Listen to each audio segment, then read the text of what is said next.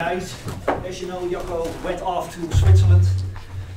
No idea what he's doing there. Has something to do with some machine that they have there. No idea what the machine does. Something with particles that flash into each other, and that by itself has to do with quantum mechanics. So he asked me to take over this week. Jacco and I actually do this not just because he's gone for a week, it's OHCB week, but also because we like to interrupt in each other's lectures. So you might see a somewhat different perspective on the same thing. Now don't worry, I'm of course going to tell you exactly what you need to know, also according to Jacco's standards.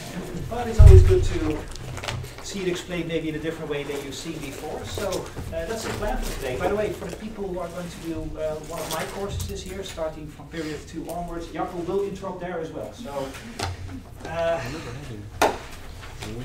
very much looking forward. Now, quantum mechanics. Can somebody give me a synopsis of where Jacco has left you? Don't be shy, I'm going to cut this out of the video if you do something wrong, okay? No, seriously, I'm just curious. Where are we? At like tunneling theory. Tunneling theory, okay. The probability of particles and mixtures. Alright, so barrier, before the barrier is probably a free particle, at the other side of the barrier is also a free particle, so that gives it a plane wave, e to the power I something, yeah? And incoming amplitude. Yeah, exactly. And then you have to match these things on the barriers, and you have to also calculate in between, then you find that it's not a complex exponential, but a real exponential, it goes down. So that means the thicker the barrier is, the more difficult it is to get to the other side, yes? This is what he is talking about. Of course, yes, exactly. Yes, it's height, but it's also the width. Exactly. Makes sense, right? I mean, the higher the barrier is, that means the more energy you would classically need to get to the other side to begin with. And the thicker it is, the less probability that you get to the other side to begin with. So both these things come into play. Now, Jacco is a particle physicist, so I'm very clear why he's been telling you this, because one of the main decays of radioactivity is alpha emission. I'm sure you've heard about this in your high school or maybe your particle physics courses. I mean, you have, yes, alpha emission. Short synopsis? No? Sorry? Yeah, it's the nucleus. It's a nucleus, yes, exactly. So, as you know, there's many ways that particle can decay into other particles. This means time, by the way. I'm not saying that the thing flies that direction, okay? It means you start with this particular thing, there's a couple of protons in there, some neutrons, typically the same amount, plus or minus. Yeah, and one of the ways that this can decay, this is not a very stable situation, is that this will split up into, well, a smaller chunk. I'll do it as the same size, but what I mean is that this one is a little bit smaller, with less protons and neutrons. And the thing that splits off is a very small 2-proton, 2-neutron combination. Does anyone know why this particular one falls out? I mean, why is it not 3 protons, lithium or so? Why is it not hydrogen? Hydrogen is quite ambiguous. Why is it not? Why is it exactly 4-2 helium is the one that comes out? It's a 4-2 helium nucleus. Is it because it's the most stable or something like that? Yes. Why? But why is that? You're right. It's the most stable one. Yes. Of all the possible nuclei that you have, all the isotopes, this is the most stable one. Do you know why that is? People have done particle physics maybe at some point already, might know the answer. Something like strong force or something like that? It's obviously a strong force thing, yes. Something is holding the protons together despite that they want to fall apart. So yes, ultimately it's a quark thing, quantum chromodynamics thing. Oh, but there's a deep question there. I'm going to reserve this question until the end. It's actually quite nice application of what we are going to talk about today. Now, this is an extremely stable one. In fact, I'm going to drop a name that you might want to look up later, and if it's called a double magic nucleus. This is not a joke. The thing is called like that. Yes, double magic. The alpha particle? Yes. Yes. So the 4-2 helium nucleus is called double magic. Now, if you have no idea what I'm talking about, and I think I'm just pulling your leg, why does this happen? Well, it's magic. Yes, it's called double magic, but there is a very deep reason for this that we are going to see by the end of this lecture. But going back to the alpha decay, there's a second question here. Yes, we can now sort of reserve the question, why does this thing come out by just saying it's double magic? But there's a second question. The second question is, how does this thing come out to begin with? Right? I mean, there's strong nuclear force holding all this stuff together. Why does the strong nuclear force give in at some point and let something escape? I mean, if you think about it, the strong nuclear force, let's think about it classically. You shouldn't. The strong nuclear force is a purely quantum mechanical thing, but let's think about it classically. This thing was originally in here somewhere, being held together, and it certainly does not have the energy to escape. It takes a certain amount of energy to escape a bond, yes? But if the thing doesn't have enough energy to begin with, how can it escape? Isn't the same thing about the tunneling thing where we can move like Exactly. It's a tunnel effect. If you think about it, the strong nuclear force is ridiculously strong, but it's also very short range. Yes? It is about strong at this size, but at the moment that you go a little bit further, and all of a sudden the strength drops off ridiculously quickly. That's different from gravity. Famous example, my favorite one actually. That keeps its strength until infinity, it goes asymptotically down. Strong nuclear force, all of them drops down. Length scale, 10 to the power minus 15 meters or so, about the size of a nucleus. Yes? So that means that a particle that would get to the other side here is all of a sudden free of strong nuclear force. It's very much like in your alpha decay, your tunnel effect, where you have penetrated barrier. All of a sudden, you are in a regime where where you hardly have any potential energy anymore, right? And the strong nuclear force has dropped to zero. Now inside, these particles, they're not free. But the amount of strong nuclear force is about the same here as it is over there. So that means they have the same energy level everywhere. That's like saying they have, sorry? The width of the thing? No, that's not the width. The width is really the jump from here to here. But the bigger, I'm thinking about just the helium-like nucleus. Yes. Would it be having like something of the more you have like particles, the higher or the more the width is going to be? If it's very small, like the distance that it can move on is really... Yes, no, it's actually going to be less because the strength is going to be, yes, exactly. So it's because you only have like 2 particles. Yes, exactly. Now, the whole point here is, what Jaco has been telling you about tunnel effect really is ultimately something that can explain to you alpha decay. Yes, so it's an extremely important effect. So I'm not surprised that Jaco brought this as into all the things he could have told you in the quantum mechanics course, he brought you this. Now, so one question answered, namely, why does it allow anything to escape anyway when it doesn't have enough energy? That's a tunnel effect. And of all the things that could escape, why this one? It's a double magic thing that I'm going to get back to at the end of this lecture. Now, what are we going to talk about? It's not about alpha decay, it's not about tunnel effect. It's not even about radioactivity. We're going to talk about a particular issue in quantum mechanics. In fact, let me make it a little bigger. We're going to talk about an issue in all of physics. Namely, physics is hard. Quantum mechanics is hard.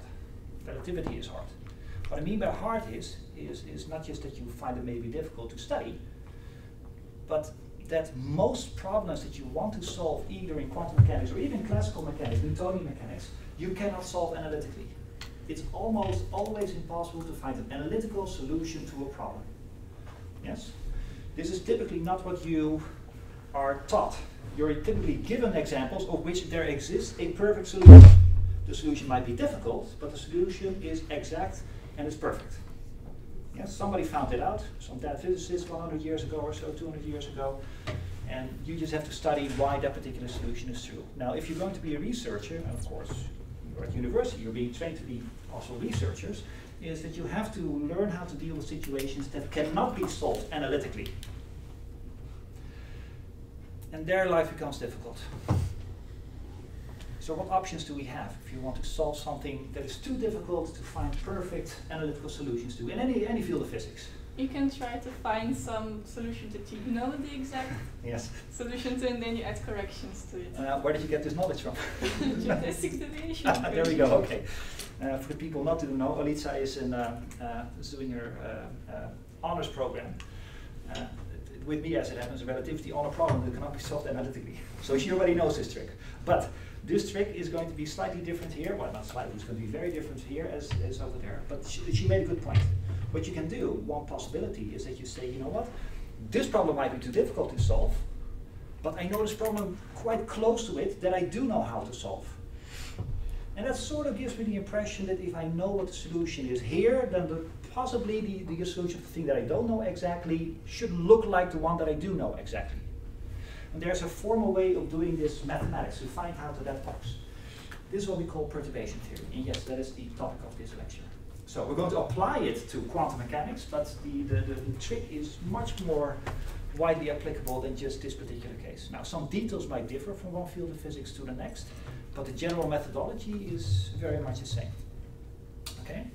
By the way, there's other tricks of solving unsolvable problems, analytically unsolvable problems. If we take out, for example, I think out geometry, if we take out the points, if we have, for example, to express a certain topology or whatever, we can take out the points that we are unable to express or to find out.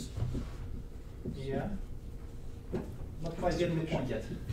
So you have a topology, yes? So if you have a shape and you have to find an analytical expression of this shape, yes. If there is like a certain point that we are unable to express, we could just express the whole thing minus the point that we are unable to express. Yeah, no, you're right. I mean, in fact, that is a sort of perturbation theory. I mean, you just leave out the stuff that you find too difficult, and you make it look like something that you do know the answer to, and then hopefully you can sort of reinsert those points in your topology that you do find difficult.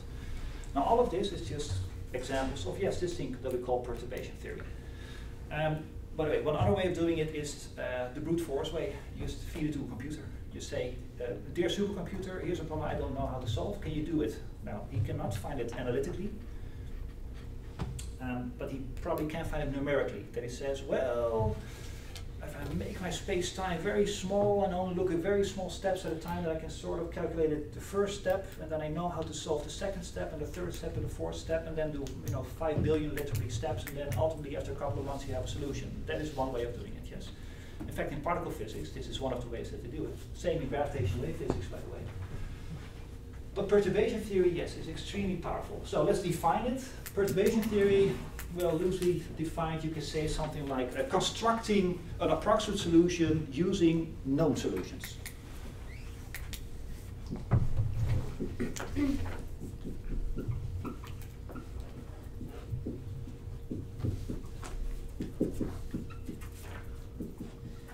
Constructing approximate solutions using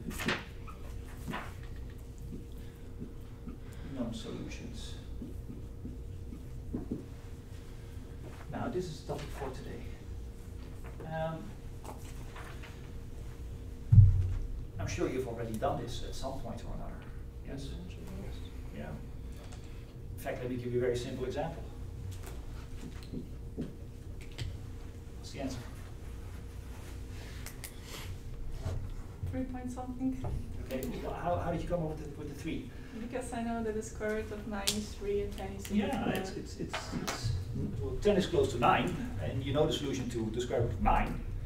So yeah, it sounds like something possible, yes. Plus ... This you can do. And yes, this gives you 3, and this is probably only a small addition to it, so it's probably 3 point something something. The question is how to find the something something. How do you find that number?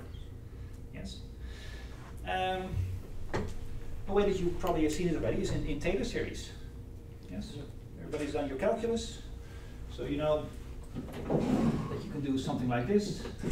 Here's a function, might be very difficult, and you say, you know what?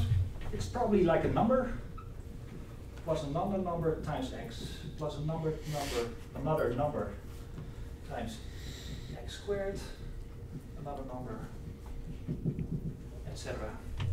Yes. So you say, well, the function is sort of like x plus x squared plus x cubed, etc. Question here is the same as here. How do you get these? Without these numbers, you have no idea what to do. How do you get those numbers? Anyone an idea? Maybe you know the formula by heart for Taylor series. The derivative. Yes. Is the nth derivative at the point times. What is the an number? So you've used Taylor series before, yes? I mean, you have seen the formula? Is the nth derivative? There is a derivative in there, I agree. The nth. The nth derivative, okay. Of the n factorial? Yeah. Anything else?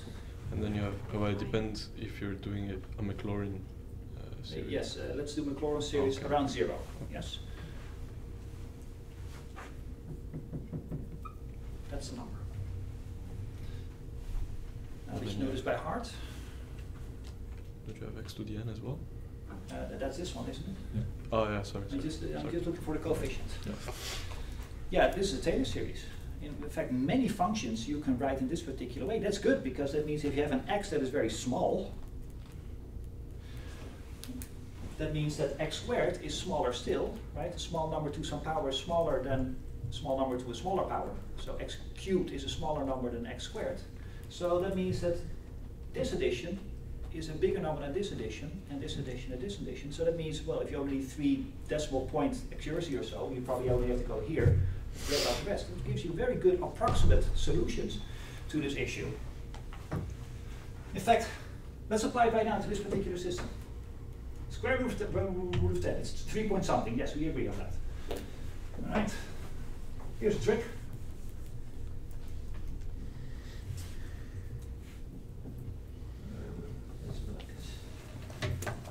If you use your Taylor series, right, this is your function f as a function of x, and you apply this rule, you can easily do this for yourself, you'll find that this is very close to this. If x is small, this is the first order Taylor approximation. So I calculated up to this point. So this 1/2 really is just this number calculated in this way. Right. Let's apply it here. Remember our exercise is square root of 10. Wanted to know what that was. Well, 10 is like 9 plus 1, right? You know what? I think that's equal to. Still okay with this?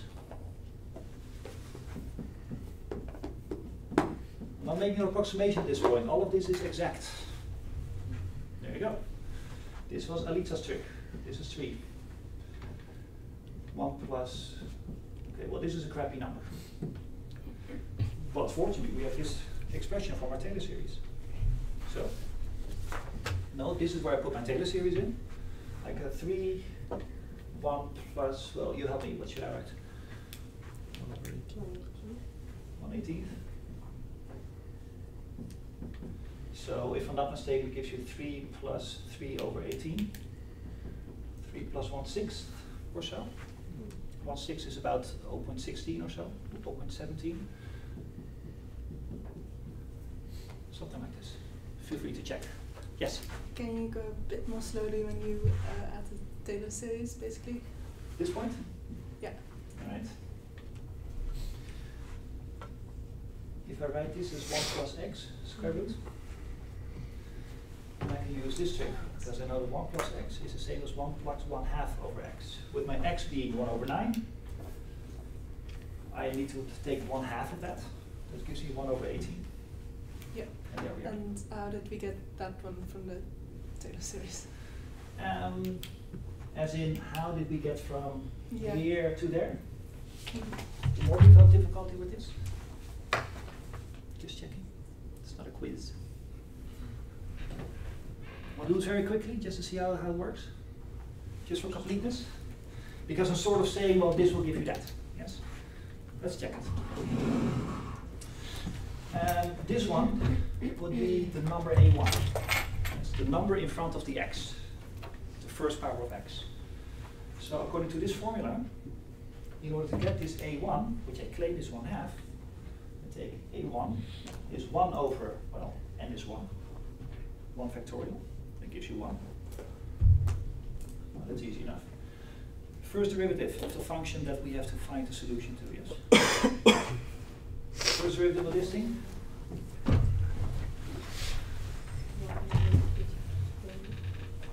One over 2, 1 plus x. That's the derivative of this thing. Is that thing, and then the last step says put x is 1, x is 0 in there. Gives you 1/2. how we got there. So yeah, this is how you can calculate the square root of 10. And feel free to check this on your calculator if you have nothing to do in the late Maastricht evenings. So you can really find these solutions. If you want to have more accuracy, right, my claim is now 3.17 or so, just put some extra terms here. You can make it as accurate as you want. In fact, this is how your calculator works.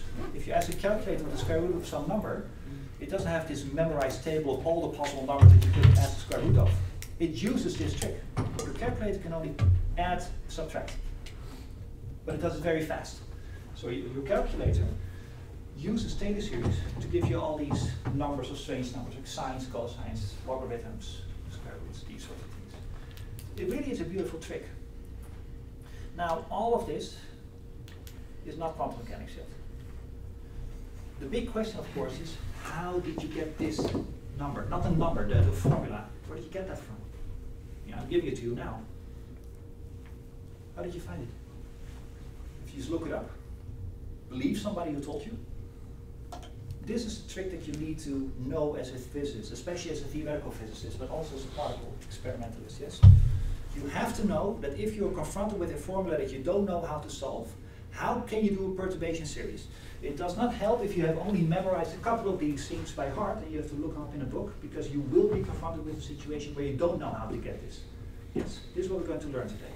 So about this particular example, does anyone have an idea how we get this formula? Aside from saying somebody told me in my basic mathematics course. Yeah. Simon, I see you nodding along. I think I recall, but it's a bit of a complicated process. Is it? I mean, at least the way I remember how to do Okay. it. But basically, so imagine you have a function. Yes. Let's imagine that we have a function, okay? There you go. Yes.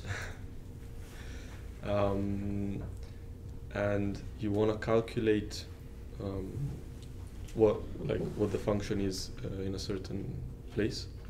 Let's do a clover. Let's say 0. Yeah. Okay. The idea, the idea is that you start by approximating it with a simple line. Ah, yeah, that's a graphical way. And exactly, Sure. and then you go on applying the derivative of that times the span for which you do it, and then. Do you mind if I paraphrase you? Yeah, sure. What Simon is saying is this: yes, you have some function. This one, that's that one. And suppose that you know what it looks like here, at this particular point x. Yes. You know exactly what the outcome is here. This will be your square root of 9. But you want to know what is the value just slightly extra, slightly to say the right. The one trick that you can do, this is what Simon was saying, again I'm paraphrasing, correct me if I'm misquoting you, but is say, well, you know what, it's sort of like this value plus how much the function has gone up between these 2 points. Now, how much does the function go up? Well, that's a first derivative, isn't it? Well, that's this thing, this first derivative here, first derivative, times how much it has gone up, or how much x has moved. That will be this number. There you go. So graphically, you're absolutely right. Well, if you continue that trick, you can go through all the list. Is that kind of the trapezium rule? Yes and no, because trapezium rule says that you need 3 of these points to calculate the fourth one, where here you only need 1. The trapezium rule is sort of like this trick, but where you take 3 points around the one that you want, and then sort of close in on that one. But you're right, you know this from programming, I guess, right? Or, yeah. Let's do this analytically. So the trick is correct. Let's do this analytically. Then we're going to move on to applying these sorts of things in quantum mechanics. Let's start by assuming that you can write this function fx in this particular way. So this is an assumption. It might not be true. We'll find out as you go along whether it works. And the question is, how do you get, say, this number? Yes, there's an infinite amount of these, right? It goes on forever. But let's focus on one particular one. Suppose that you want to get this number. You know, let's start easier. Let's suppose that you want to know this number, A0.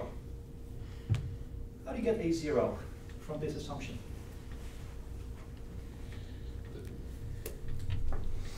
That would be You just set x to 0 and look where. Sure, yeah. At the moment you say, you know, I put x to 0, and this one is killed, that one is killed, that one is killed, all the other ones are killed as well. So apparently what you now find is that a0 is really your function at position 0. Let's move on. So we have this number now. Now you want to know a1x. Putting x to 0 will not help you, because you will kill the thing that you're looking for. First derivative. Yeah, how about this? Wouldn't it be nice if there was no x here? Oh, we derived. Yes, you take the derivative. So let's do it here. Let's take the first derivative. First derivative means that this one is killed anyway. This one will become a1. Right? The x is gone now. The other one becomes 2 times a2x. What's the next one? 3a3x squared. And then we put that to 0. And then you put that one to 0. Yes? Because now this one is killed, and that one is killed. So how do you get your a1? a1 apparently is your function, first derivative, at x is 0. Now let's do one more. I want to know a2 now. Wouldn't it be nice if the a2 coefficient did not come with an x? How do we make that happen? Derive second time. Second derivative, of course. So you take 2 derivatives now. This gives you 2a2 plus 6a3x plus etc. This you kill by putting it to 0, all the other ones as well. So what do you get? a2, or 2 times a2, apparently is given by 2 derivatives at x is 0, which is to compensate for this 2 that you have over here. You continue along the line, you can already see the next one is not going to be 3, it's going to be 3 times 2, 3 factorial.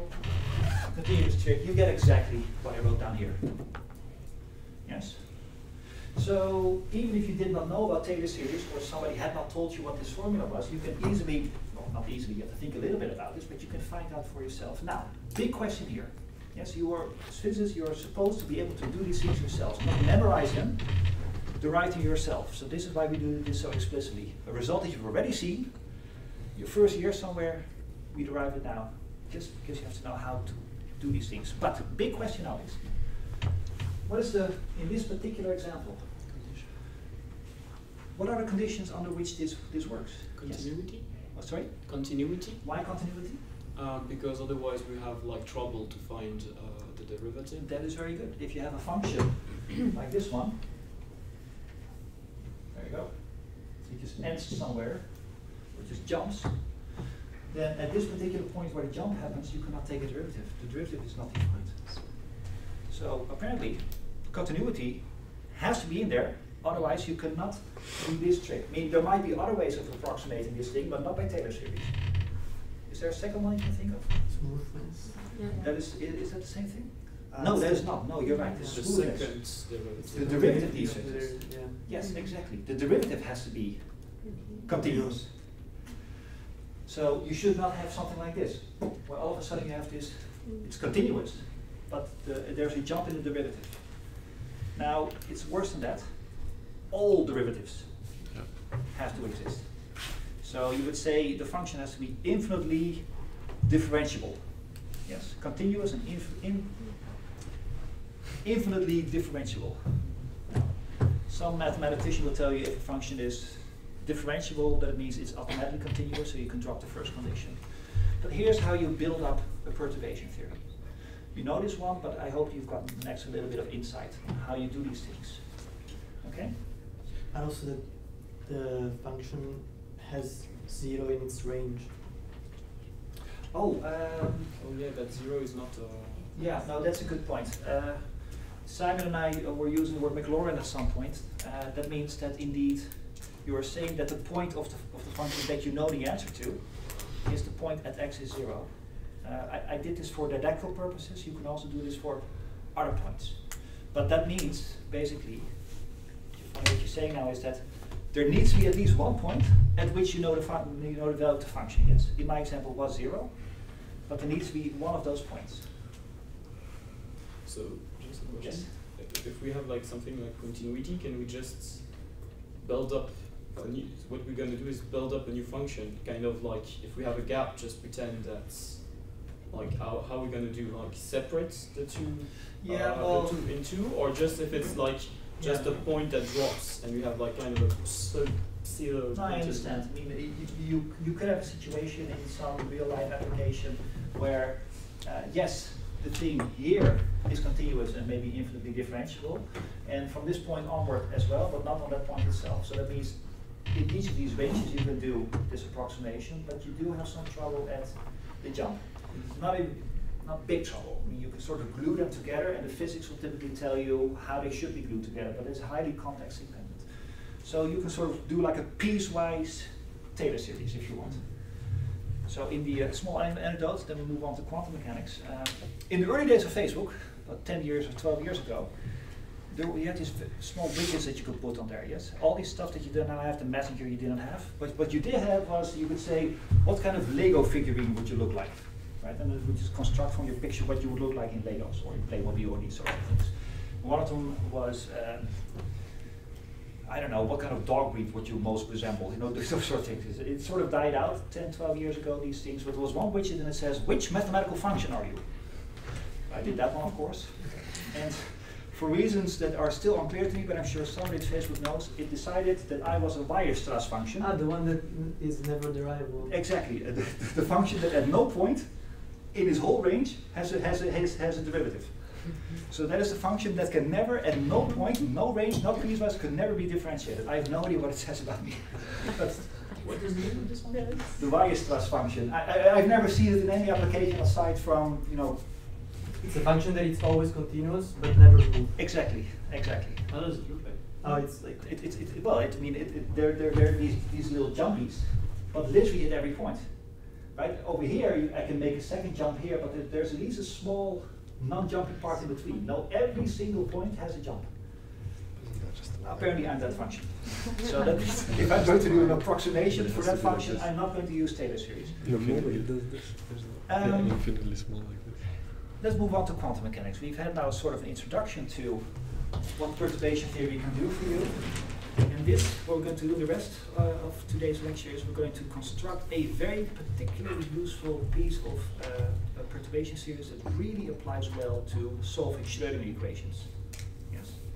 And we'll have the same steps as here. I mean, the details are different, but the steps are the same. We're going to write it as some solution that we know plus parts that you don't know. And then we're going to look, what numbers do you have to add to make sure that this approximate solution becomes better and better, and under what conditions does it hold? That's the plan.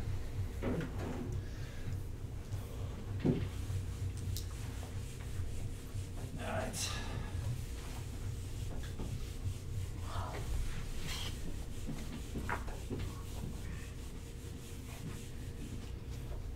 And lost my marker.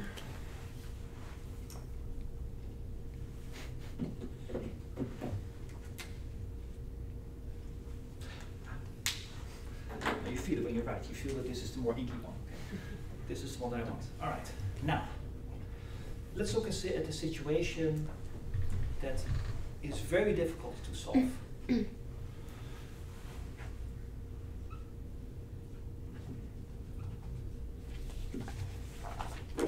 One proton, one electron. How has Jakob taught you to solve this? Maybe he told you the solution. Maybe in quantum theory, not in quantum mechanics. We've all done quantum theory as a prerequisite, so you should know the solution. It's extremely well known. Solution to what exactly? The hydrogen atom. Just a wave function. That is what we're going to end up with, of course. But how would you solve it to begin with? What is the series of steps that you do in quantum mechanics to get wave functions? Separation of variables. On what? On the Schrödinger Okay, equation. you need the Schrödinger equation. All right. So, you know, Schrödinger equation, of course, is a Hamiltonian, context dependent. Doing also wave function.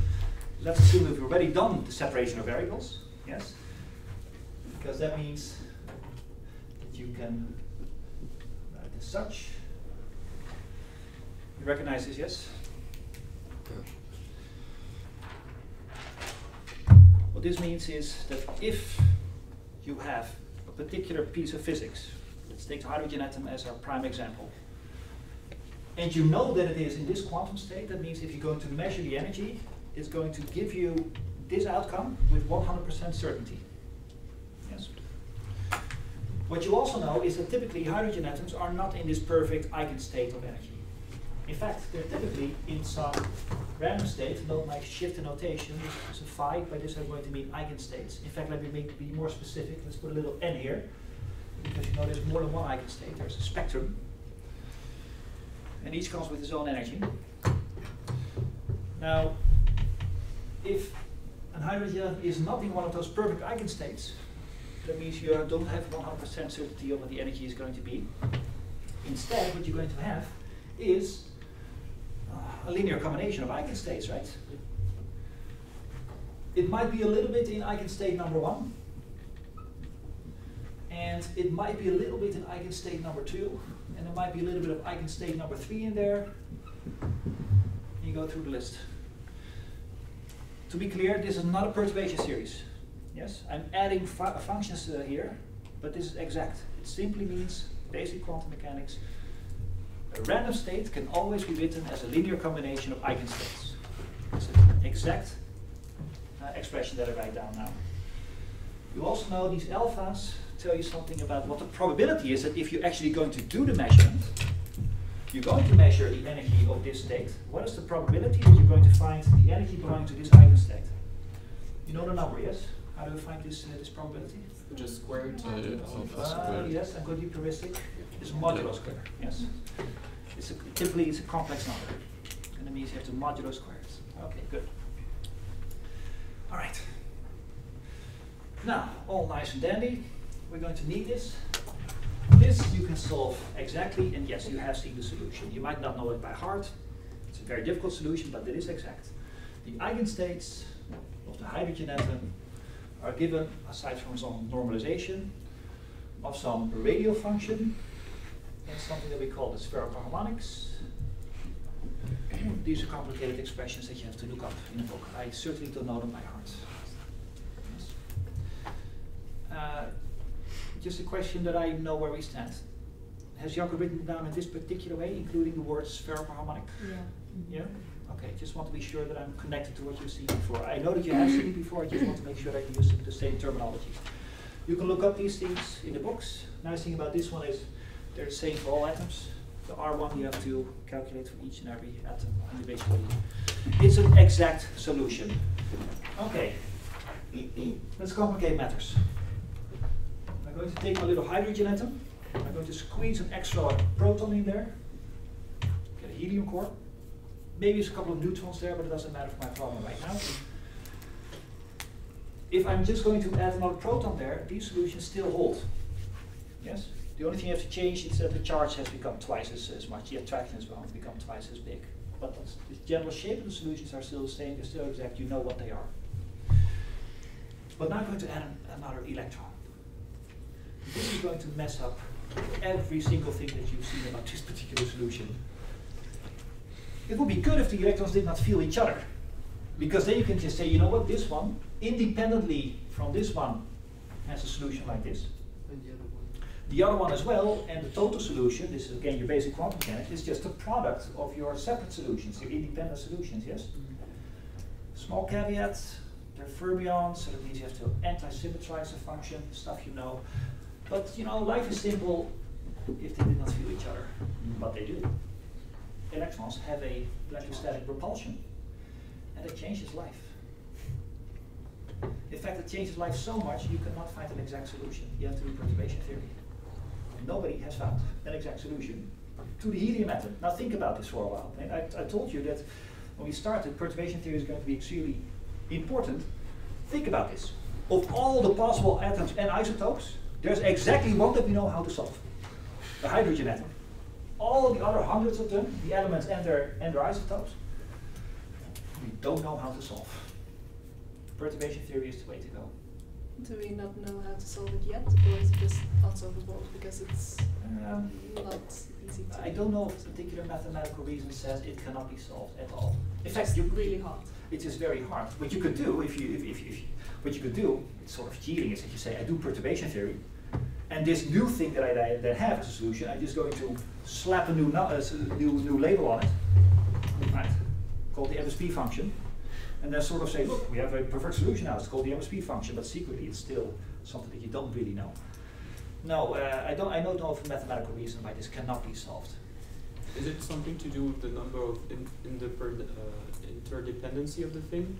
Like, for example, when we have like astronomy, yes. We have like free body, we have to study free body dynamics, and then it becomes chaotic, whereas yeah, but it's not, like yeah, but that's not the issue here. I mean, I know what you're talking about.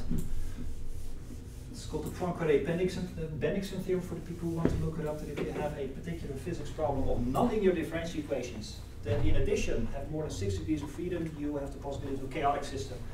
That's not this problem. That might be an additional problem to things. Yes? Okay, now, let's do the following. We're going to do perturbation theory. We're going to calculate what the energy state is of this system with 2 of these electrons, and what the wave function will look like. So what is the number for the energy, and what is the number or the function? Here's the trick. We start again with our time-independent Schrödinger function. I'm going to put a little 0 between brackets. It's not a power, it's not an exponent. It simply means the solution that you know, that solution. Now, if I'm going to add another electron to the system, then that means this Hamiltonian, the one that's going to tell you what the energy should be, is not the same function anymore, right? Some new interaction has come into play.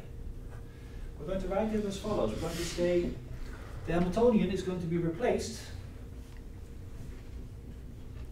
by the old Hamiltonian, where there was only 1 electron around, plus, yeah, well, something that makes the Hamiltonian different. Depends on your author what you would call it. I'm going to call it capital V. You don't like capital V's? Yeah.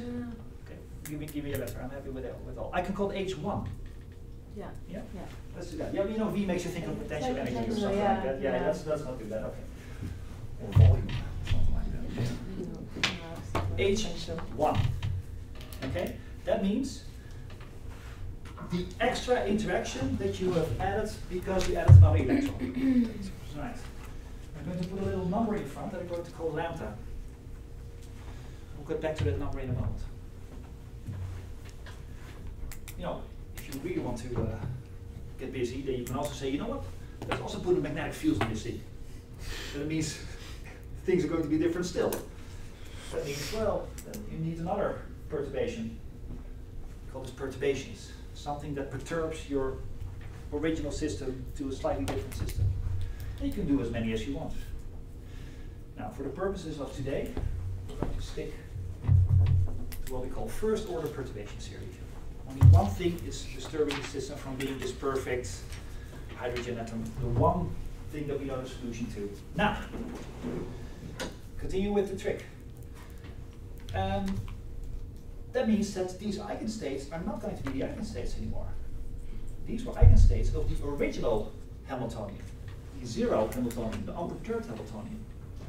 So that means that our new solutions, I'm going to call those psi,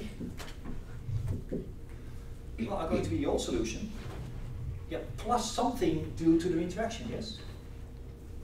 So they're very much like the old solution, you know, plus well, whatever is needed to make the solutions now fit the new Hamiltonian. Now that thing, I'm going to call 1. All clear so far? Do you agree with the assumption? Because there's nothing in physics itself, it should be like this. I'm making an assumption. Yeah, why would it be like just plus and not, for example, an operator like acting on? Like an operator, something that operates on the original, and then turns it into something else? Oh, that's a good question. It's an assumption.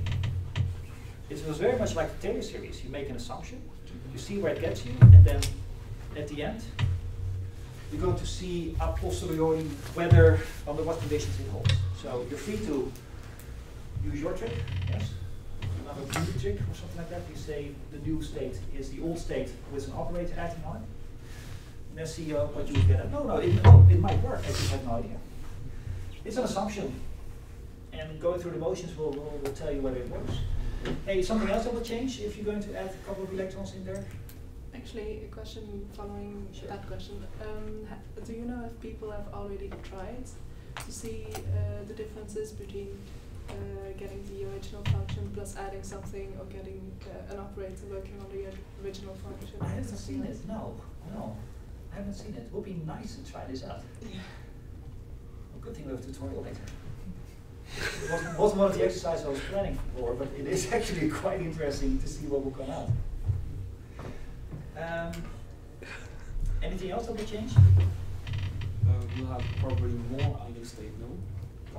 Because we have 2 electrons now, so they probably cannot have the same, they cannot be in the same state, no? Yes, but that is covered by antisymmetry, yes. Antisymmetry will make sure that they cannot be in the same state.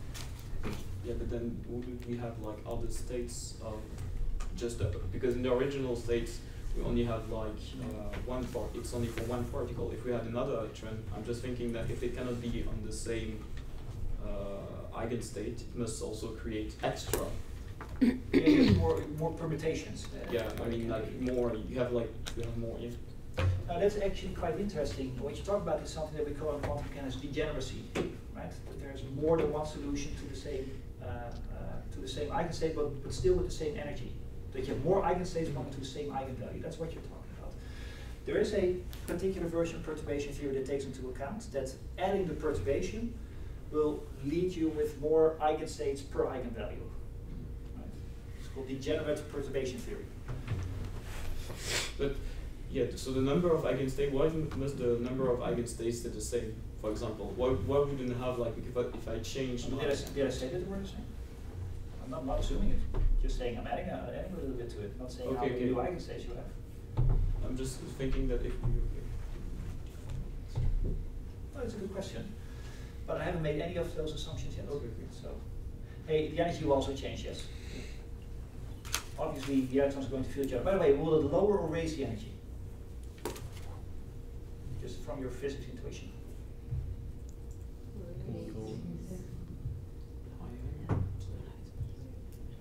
Lower the energy. Will lower the energy?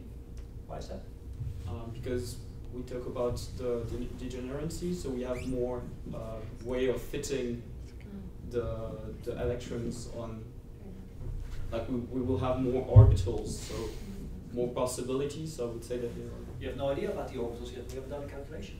I'm just thinking that if we have more combination where one can help kind of the electron. If the electron, for example, push towards one electron, the one can like maintain it by. But the electrons don't push each other. Yes. No, I mean if the nucleus is attracting, if I want to say, for example, an electron around a certain distance from the nucleus, and yes. I can have more possibility of doing it if I had an extra term to it. Like if I have an electron that is pulling it and that is pushing it, and one that is pulling it, we can have more. I don't know. I can say opportunities, or you have more. Yeah, sure. You have more states, maybe. But what does it say about the energy? But if we have like more, and since we know that if we have more state, we divide the energy among all those different states. No, it's not like you started with the same amount of energy, but you have now more states to divide it over. At the moment that you put the electron in, you have pushed extra energy into the thing because the electron doesn't want to be there, yes? Mm-hmm. So you have really changed the energy. Mm-hmm. Any ideas? Bigger, smaller? It's a quick argument. You can even do it classically. But the energy of what exactly? Of the total system. Of the total system. Yes. But the system is an ion? Is the ion? No, it's completely electrically neutral. But so 2 electrons, 2 protons. So we have 2 protons in the nucleus. Yes. But then it's. I thought the question was, what is the Not the nitrogen anymore. original electron? We lower the No, it's helium. After. Yeah, sure, but it's not an ion. It's electrically induced. Yeah, no, I thought it was like. No. It's Yeah, it's it was a less helium. So you have two because protons, the helium nucleus, potential two electrons. had in the nucleus was lower smaller the because of potential, that something one. like that. We had Now that something- now that I understand the question, yeah, I think it's higher. I've heard both options now. Yeah, no, it's higher. Well, fusion releases energy. Yes, that's true. So So then there's energy loss, so it's lower, no? lower energy. We said that it's more stable, so then if Yes. How about this? We're going to find out. It is lower, Yes. but And more. in the retrospect, you can see whether you agree with the solution. Because it's more stable. but if we said that it's more stable, would it mean that it has a very high potential energy? It's very close to the end, but I That go would be, to. that would be pretty cool. There's like two protons in the nucleus, so Yes. there's like more like plus charge. Okay, maybe okay. I was hoping, or I was thinking, you know what, let's do it at the end, but you know, we can actually do it quite quickly here. So let's be more clear about the problem, yes? In this situation, two protons, one electron, then an X-ray electron. Which of the two possibilities has more energy? Wait, can you say it again? Yes. Two protons, one electron, or two protons, two electrons? Which has more energy? The total system. Two protons, two electrons. Yeah. The more energy is with two protons and one electron, I would say. Because if you consider the work of like how much we have, Yes. if we have only like if the two protons only work on one Yes. electron, the work would be like higher than if we had like two. Let me Yeah, but then paraphrase it's you in a double. very simple way. Does it cost Double. more or less energy for you as an outsider to get that extra electron back out again? Or you have to send in energy to get it out. Yes, but you have this If second I want electron to- here, and I want to get it out. Yeah, But It's it's also easier It's a when lot there more is. difficult to Is get it those more or less signals. difficult? it's less easier. difficult. Compared to the situation where you have only one electron. It's easier. It's easier. It's easier to get it Well, out, right? to get one out, but Yes. yeah. Isn't it maybe easier to get the electron in the first place because they attract That is each true. other? But I'm giving you the situation where it's already in. But it's neutrally charged. Sorry, what did you say? I'm just saying, I want to pull that electron out. Does it cost more or less energy compared to the situation where I only had to pull one electron out? It's reactive, so it's Less high energy. energy. It's easier. It's ionization energy. It's easier to take one electron because then we have a higher difference of charge in total. Like if I only take one and it's neutral, then I only have like a difference of charge of +1. If I have to take one and it's already a charge of +1, then I have a charge of +2, like difference. And it's kind of an exponential all right. thing. No. Okay, that is actually. I'm going to reserve the. I'm going to reserve the discussion for later. But I can hear now an argument that actually might tell you the opposite to what is actually happening. So we're going to reserve the discussion for later when we have the actual answer. Yes. But there's two ways of thinking about it. One of them is saying, well, with the extra electron in, that means that the whole system, right? For this electron, this system has only a charge of +1 now, yes? So it's attracted less. So that means that this one is easy to pull out because it's being attracted less. One other way of saying is, well, the electrons themselves don't like each other very much, so they push each other out, or they make it, or they one of them helps the other to be pushed out. We'll see the numbers at the end. You can do this very classically better. You can just say, well, it takes less work to get it out. Yes, that tells you something about the energy content. Now, the whole point here, of course, is you're going to have a change in energy as well. Are you okay with these assumptions? Because none of this is, there's no deeper meaning behind this except for sort of thinking logically about what should probably happen. Everybody okay? Then let's see what happens. Because one thing I know about this new system, this new quantum state, it itself should hold its own Schrödinger equation. Yes, it should solve its own Schrödinger equation. So we know that these ones solve this Schrödinger equation, but the new one that we end up with should solve the Schrödinger equation coming from the new Hamiltonian, the perturbed Hamiltonian.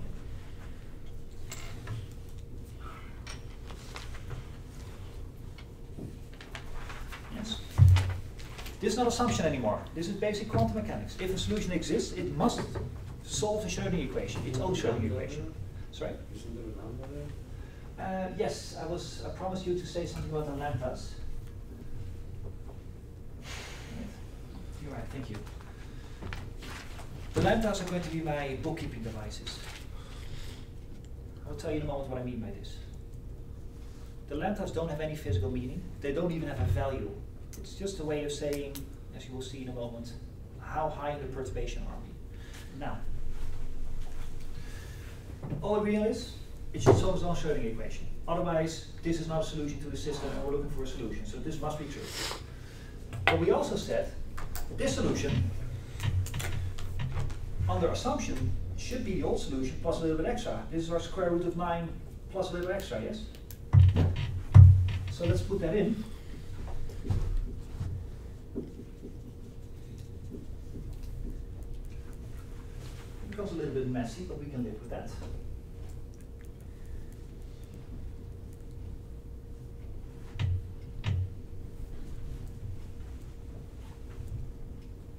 In fact, this energy also consists of two parts. The original energy plus the little bit extra.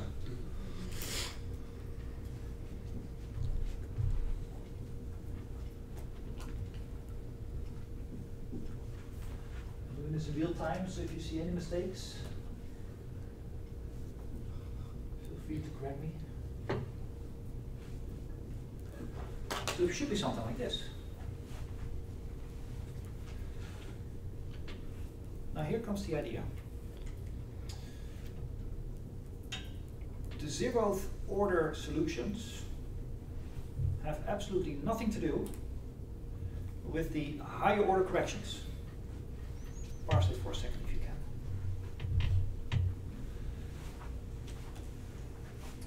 can. The zero order solutions don't have anything to do with these, yes? The zero solutions come from the zeroth order Hamiltonian. That's one thing. Secondly, you can multiply this out, both sides of the equation. But if you know that the zeroth order solution and the higher order solutions don't have anything to do with each other, that means you should only group the zeroth order solutions together and the first order solutions together. Is it an assumption or is it yeah, I think you can call it an assumption. Because we just said that it depends on, like, when you add an extra electrons, it interacts with. No, we will see that there is going to be a connection. The energy is going to be related to, of course, the interaction. Sure, new energy. What I'm saying is that the functions themselves, this one belongs to that one, and this one belongs to something else. Zeroth orders should go with zeroth orders. Why? Because zeroth order solution is, by definition, a solution to the zeroth order Hamiltonian. So we're going to split up this equation. We're going to do the writing out, and we're going to group all the stuff together that is zeroth order and all the stuff together that is first order. This is familiar to you, yes? Okay. You can do the same trick in gravity. This is why she knows the trick. Now, by the way, gravity is much more complicated. You will find out. Sorry, can you repeat the assumption again? I understood what you're going to do, but the assumption is?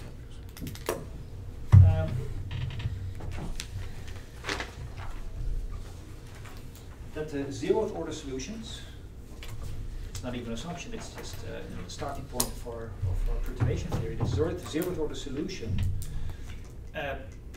go with the zeroth order Hamiltonians. Right? That's by definition what they mean. So we're going to split them up. We're going to write all the zeroth orders together and all the first orders together. And if you want, and also if you don't want, because it's going to be an exercise, and also the second orders. Zeroth order, first order. This is why I introduced the lambdas. The lambdas help you count which order you're talking about. Zeroth order means all the terms that go with no lambdas. First order means all terms that go with one lambda, lambda to the first. And if you go to second order, lambda to the second, etc. This is why you have the lambdas. They have no physical meaning. It's just a bookkeeping device that tells you which goes with what. Now let's do it. In fact, you tell me what should I write for the zeroth order. H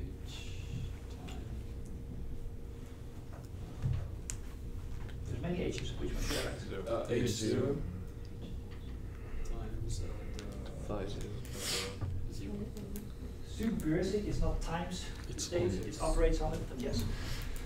It's not multiplication. The other side. Any more, by the way, on the other side?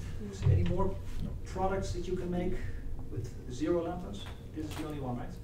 Okay, how about the other side? Right hand side. and 0. I mean, you go back to the original system. Yeah. If you collect only, if you collect only the non-lambda terms, well, you get back what you started with. You get back this. Well, that's good. That means it's still consistent with our starting assumptions, yes? It simply means if you would not have added the electron, this would have been the answer. Let's go to 0th order, because this is where the perturbation lies. Help me, help me, help me. What should I write? Alpha H1. There's no alphas. Lambda, sorry. Yes, lambda. Now I'm going to leave out the lambda, right? The lambda didn't have any meaning. You use them to pick out the terms that you need. You don't have to write them down from that moment on. Okay, so H1 H1 that operates on wave function 1. on wave function 1. Both of them. I'm going to let this one operate on that one. I get a lambda Yeah, squared. you get lambda squared. It's just not. So we're only going to look for the single lambdas.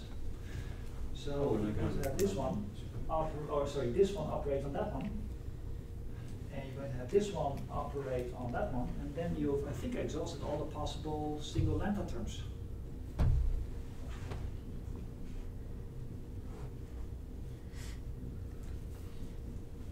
How about the other side? By the way, there's also lambda squared, yes? That will go to the next order if you so inclined to calculate that one. How about the next one? Right hand side. E1. E1. With the other 1, and then E1 with 0.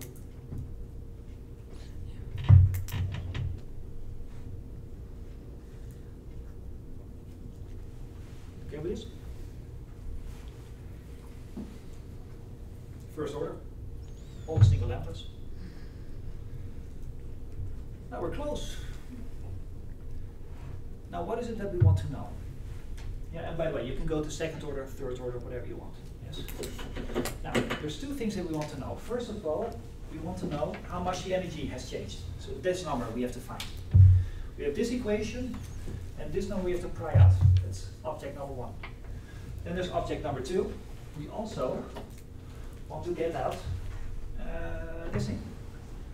What is the wave function? The new wave function. So we have two assignments here. We have this one equation, and in some way we have to pry out the new energy and the new quantum state. If you want to compare this to our derivation of Taylor's equation, the Taylor formula before, the Taylor expansion, we're now at the stage that we want to find what are the coefficients. What are these numbers? How are we on time? I know Jocko does Jocko minutes, right? 2:35. 2:35. That's 2. Okay. So an hour and 5 minutes. Hour, 5 minutes in. Do you feel like a break, or should we do at least one of these two things now? Up to you. Let's calculate the energy, yes? And then we're going to reserve the other one, the actual state, for after the break. Any ideas? So this is what we're going to work with. 2 assignments, a red assignment and a green assignment. Let's start with the red assignment. I want to know this number. This is the number we were discussing before. What happens to the energy if you add an extra electron? Suggestions are very welcome. How do you pry this number out?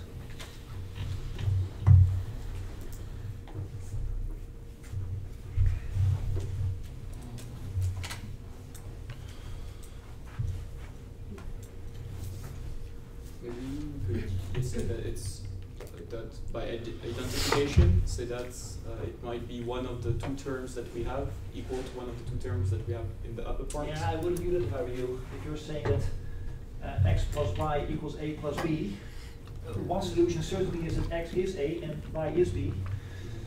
I can also give examples where that certainly is not true. No, it's just an assumption. Yeah, I know, it's an assumption, you could try, but that will mean that this would be that ish or so. But how does that work? You sort of have an eigenvalue equation with the wrong states. How about orthogonality? Oh yeah.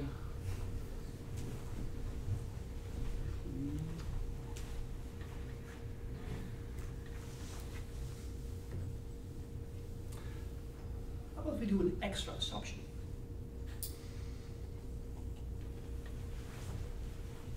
How about we also assume that these ones, the ones that we're looking for, are orthogonal to the zero order ones. So it's an assumption. Oh yeah, I was waiting for this, for somebody to start the mutiny here. Can you just assume that? I think you've proved it. Yeah. Oh, no. You proved this Not when they here, were but the same. in Sure. everything.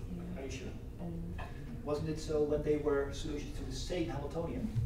And you That one you Yeah. proved. Yeah. There, remember, this is the solution Yeah. to the unperturbed Hamiltonian. This is a different one. So it's really is a new assumption. There's nothing about this system that says, oh, you can always do this, or it should be like this. An interesting question is, can that assumption always be made? I'm going to leave that question for later. Let's assume that that is the case. Can we use this somewhere in the system? You can write that down actually, that this is an assumption. Then we could have like kind of a cross.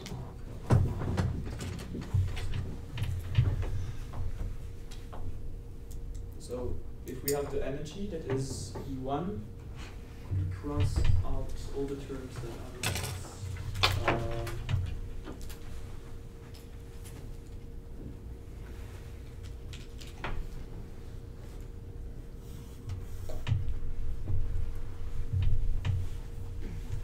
only one of the terms would be 0.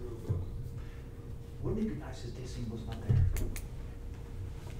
Right? If it wasn't just this energy multiplied, yes, and it do be multiplied now. This is a number, it's not an operator. That this number multiplied with this thing, well, that this thing was simply not there. Wouldn't that be very good? Because then at least we got one term that says En1 equals something something. That's what we want, right? So how do we get rid of this thing? multiply we take the inner product Yes. of everything with Yes. the side. You take the inner product, because I think this is what you were referring to. What you have proven is that this is the case. Yes? They're orthogonal. 1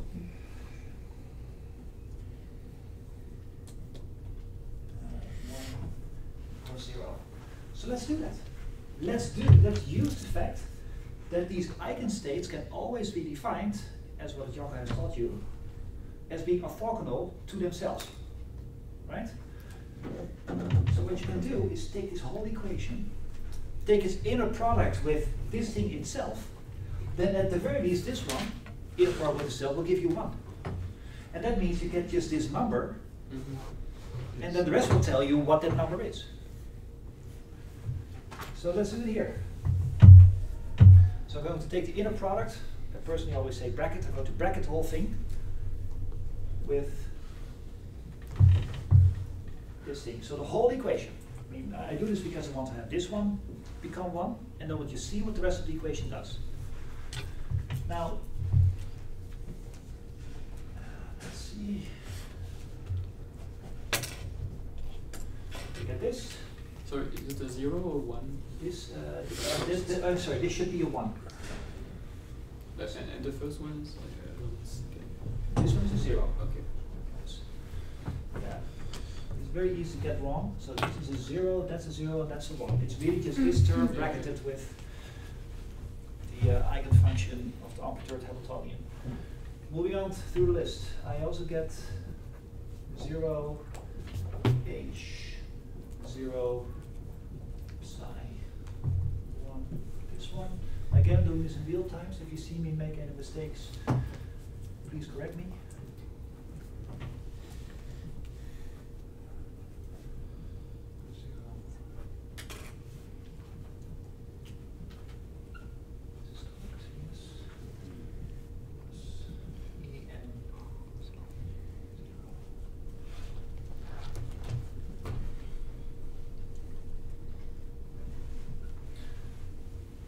Agreeing so far? I think this is good. Nobody has a problem that the H's I put in between the brackets, but the E's I take out. No problem there, right? It's a scalar. H's are operators, not numbers. The E's are numbers. So that means they can just be taken out of the inner product. Just as you would in an integral, you just take the overall constants out. Alright, now let's use the red marker of death, because some of them are going to die. Well, this one dies or becomes unity by construction. That's what we set out to do. How about the rest?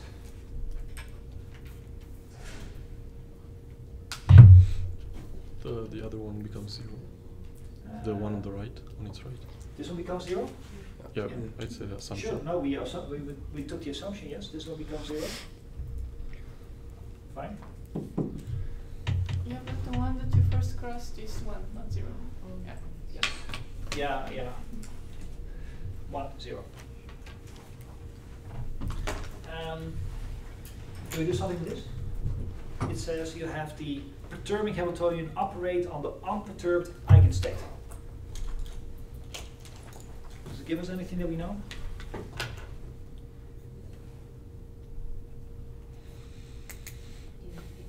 Yes.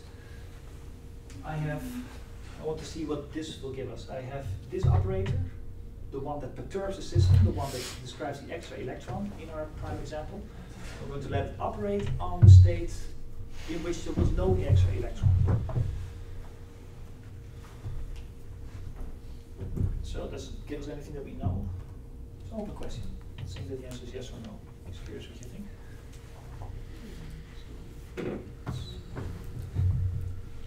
I don't know about you guys, I cannot make anything of this. I mean, I know what this operator, or I know what the H0 operator does on a psi 0 state. That I know. I have no idea what it does on the new thing. I don't even know what the new quantum system is. So I cannot do anything with this. Okay, you just have to leave it as is. How about this one?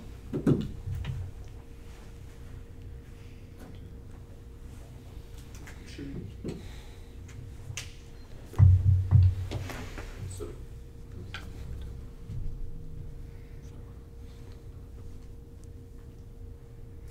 it be 0 too? Because then if Tell me.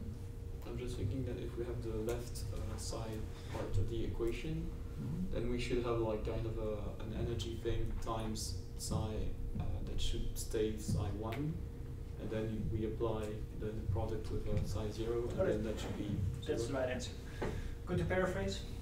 I gave you the right answer. You know what this says, right, in physics? It says, what is the probability that if you have this particular quantum state, so the system is in this state, you're going to measure the energy of the unperturbed state, then it will give you the unperturbed state back. That's what it says.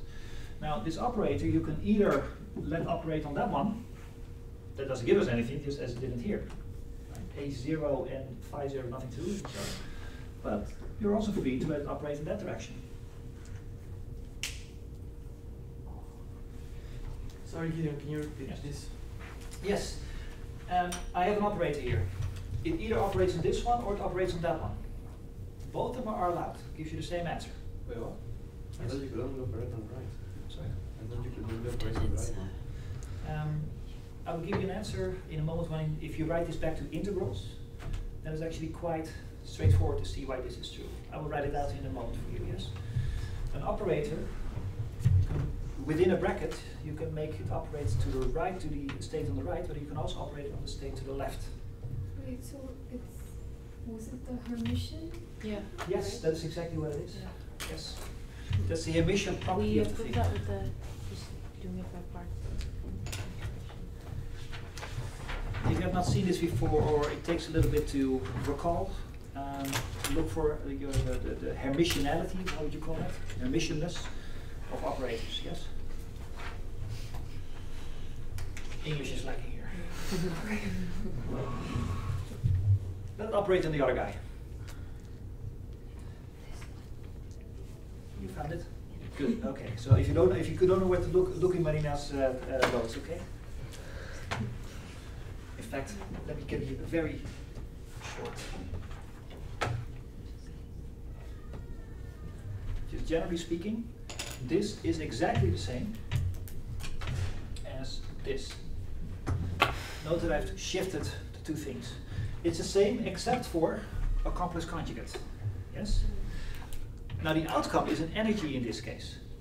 Now energies are real numbers. So that means you might as well drop the complex conjugates. Why is it a real number? This is where the Hermitianity comes in, because the eigenvalues of real numbers, or excuse me, of eigenvalues of Hermitian operators are always real.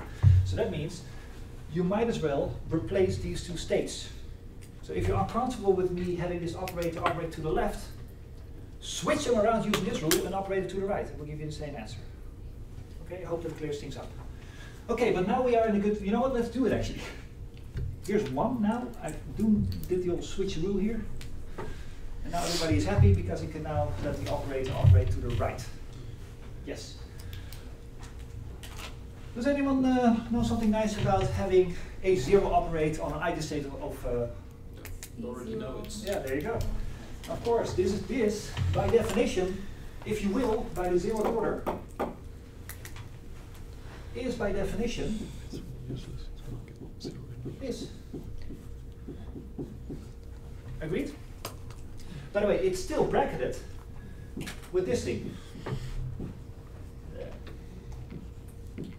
It's still bracketed with that guy. But yes, this is now a number because we use the Schrödinger equation. So we can take out. It comes out. And these two things, by assumption, cancel each other out. So all of this gives you 0. Now, isn't that a nice result? Because this complicated expression now boils down to something very beautiful and simple. Sorry, can you repeat the last part for a second? How it gets Yes. to 0? Which part exactly you were How it gets to 0. You go from here to there? Yeah. Okay. This is a number. Yes. And if you want, this bracket is an integral. Numbers you can always take outside of integrals, so you might as well put the number in front of this bracket. But then the remaining bracket is exactly this thing. Oh, 0. because of the reason. Yeah. So, what is our end result? I mean, I love this stuff. Look how beautiful that is. Your end result is going to be that this energy that you were looking for is equal to all this stuff was 0. Well, this one wasn't 0. We didn't know what to do with it. So apparently this must be the case.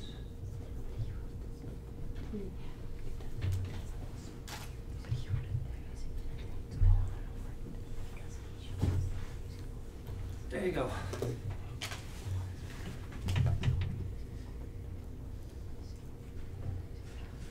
All good on the math? Everything dropped out? Or what's 0? This is what we have. So what we have now is that if you have your system 2 protons, 1 electron, and you squeeze another electron in there, your energy will shift by a certain amount. It will shift by this amount. Forget about the lambda, it's just bookkeeping. It will shift by this amount. What is that amount? Is this thing. And I know that you know from your quantum mechanics how to calculate brackets. This is an integral you can do now. If somebody has provided you with the thing that does the perturbing, and you know what the 0th order solutions were, and you did, because there were these in our example, do the integral, and now you know how much energy has changed due to the squeeze of the electron. Now that is a beautiful result, really is. Now we got this out of math. Before we go to break. There's also a physical interpretation to this, aside from, yes, it's the shifting of the energy, yes, it comes out of the calculation, but there's a physical interpretation of this as well. What does a bracket mean, generally speaking? What does this mean? Integral. It's an integral, yes, but what is the physical interpretation? Expectation value? Yes, if these two things are the same function, Yeah. It's the expectation value. And they are, yes, you're right. This guy, with the same bra as a cat here, the same state, is the average value of the operator in between. Does that make sense to you now, if you look at it? Wait, can you repeat that? Yes, yes, yes, yes. Basic quantum mechanics. Quantum theory, I'm sure Jan has told you at some point. If you have an operator measures a particular physical observable, it squeezes between the same two state functions, what you get back is the average. What does that mean? If I give you a piece of quantum mechanics that is described in this thing, I'm going to measure the number A 5 million times, and I'm going to collect all of these 5 million numbers and take their average, add them together, divide by 5 million, you will get this number. Okay? It's an expectation value. So what we have here now, apparently, what comes out of the math is, how much has the energy changed? Well, by what the average energy is, or what the perturbing does. Now, I don't know about you, but that makes a lot of sense to me. How much has the energy changed? Well, by the average amount of how much this thing made it change. Makes perfect sense, right? I mean, we could have possibly written it down without having to do all these calculations. So that's a beautiful result right there. Comes out of the math, and we know exactly what it means, and it agrees with our intuition. And in quantum mechanics, things agreeing with the intuition is something to be cherished, because it usually doesn't. So that's a nice result. It depends on what you said, whether that thing was unethical, so they sort of cross out against each other. It's very ethical. Your ethical, your unethical and mine cancel each other, maybe. That's so funny. Adrian, don't worry. I'm going to listen. Go to color. Okay. I had some questions in the break. Interesting, and I would like to share this a little bit with you. Some people were asking, well, what about the protons? Because all that we are talking about now is what will happen to the system if you're going to squeeze another electron in there. Yes.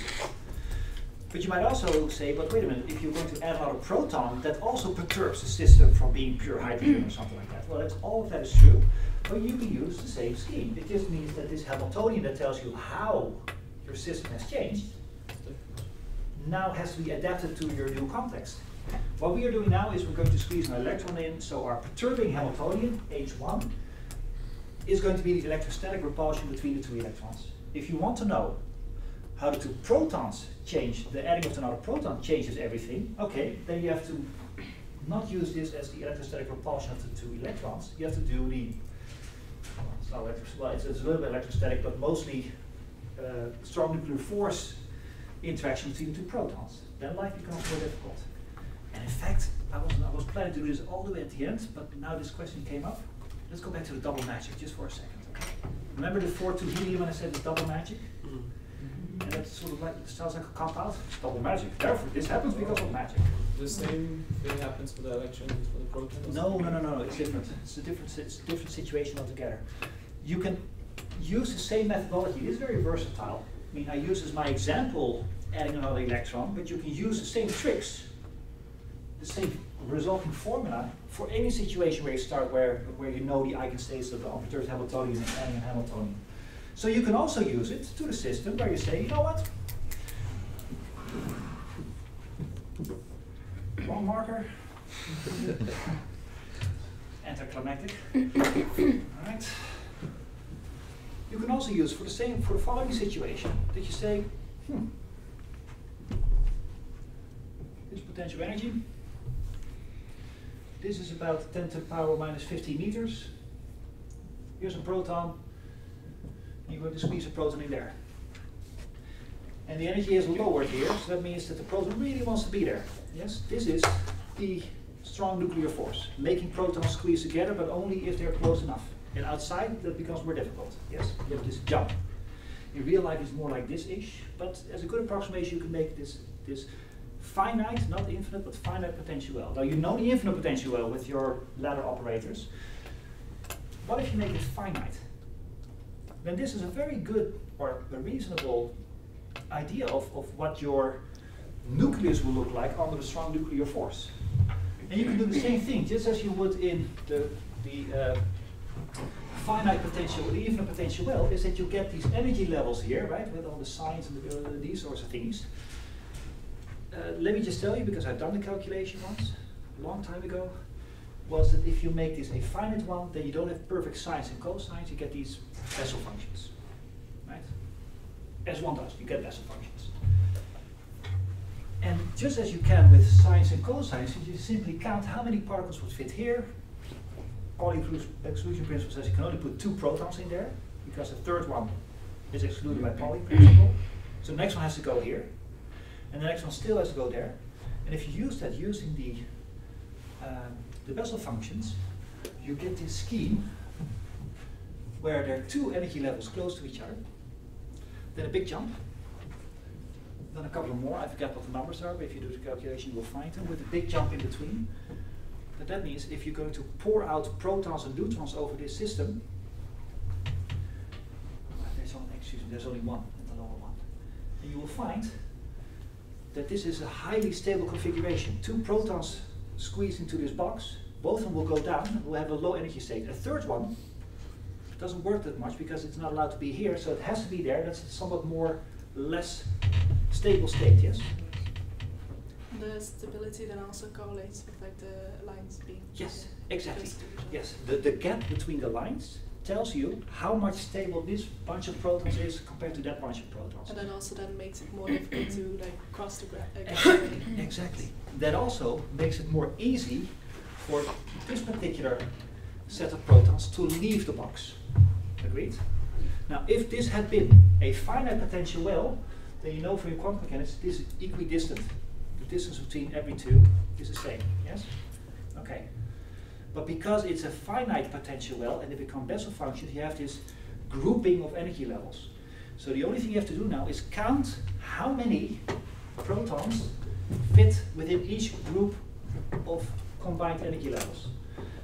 You get 2 there, and the third one in becomes this much less stable all of a sudden. Now you can put 2 protons in there. Yes? How many neutrons can you put in there?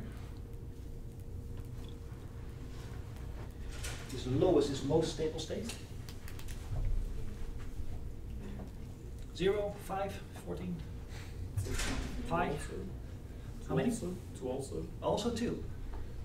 Isn't it excluded by the Pauli exclusion principle? You cannot squeeze more than 2 into one state, spin up, spin down or so.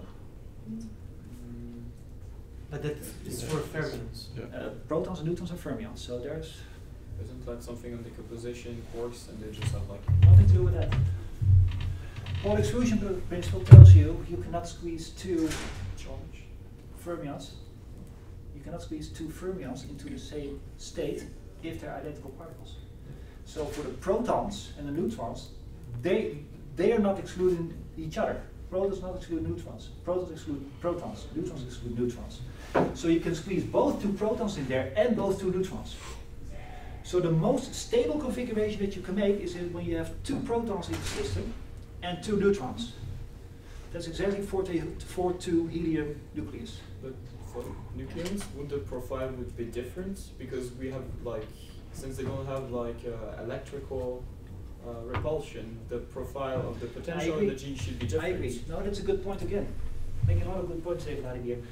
Yes, protons and neutrons have a slightly different energy level because the protons have this electrostatic repulsion and the neutrons do not. But on this scale, where the strong nuclear force is much stronger than the electrostatic repulsion, it's completely natural. Okay?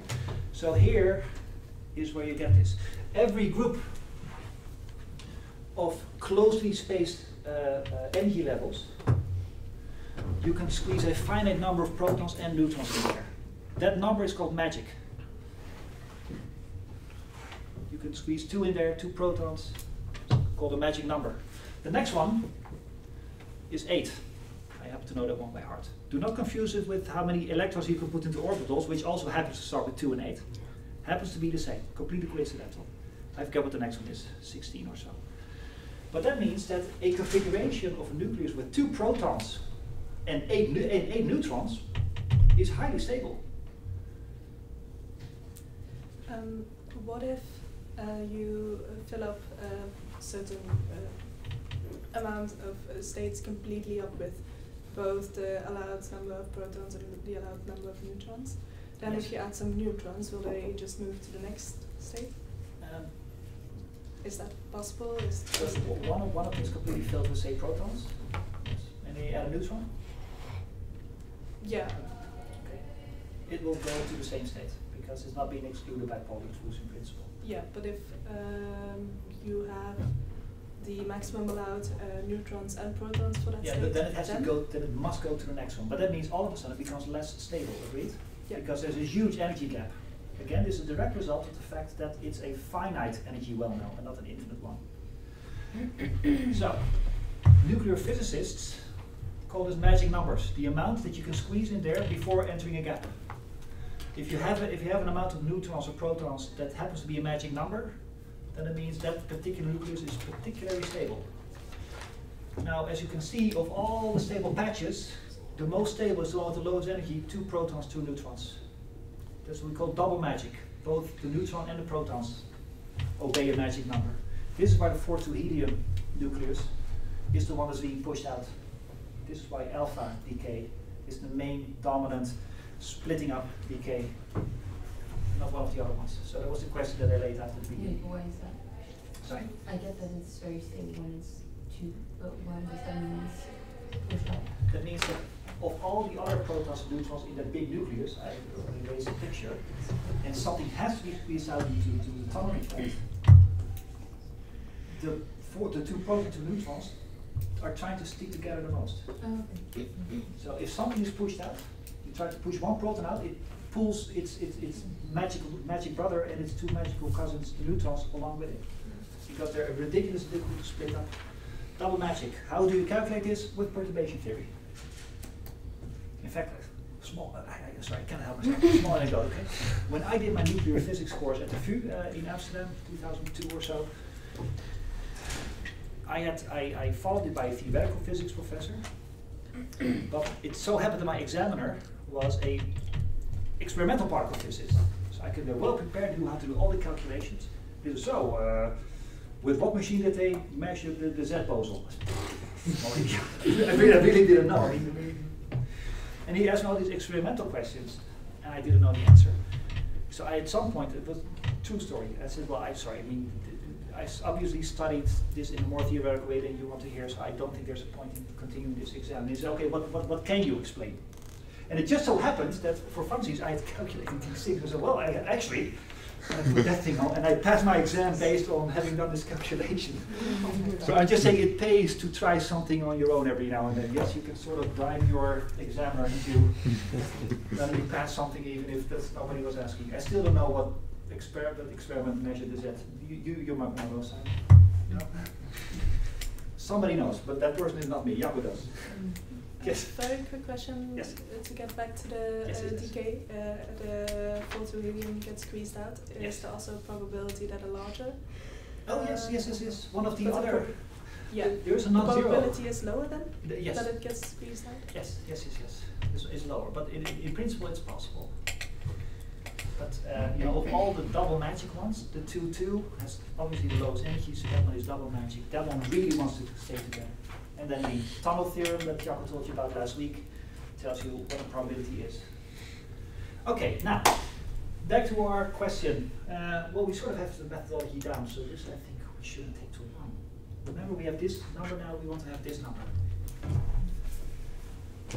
I'm going to copy that one, put it here so I can make some room on the board, but maybe you can already think about how you would do this. We just multiply by the other. So we multiply by 0. Multiply by 0? But by the wave function times 0. Oh, I see. And then we just switch to. Didn't we already do that? Yeah, but instead of 0, we just do it with the 1 instead of the other one. So we had either sigma 0, either sigma 1, and we multiply the old function by sigma 1 and try to. So we cancel. I'm listening, but I'm copying it at the same time. So then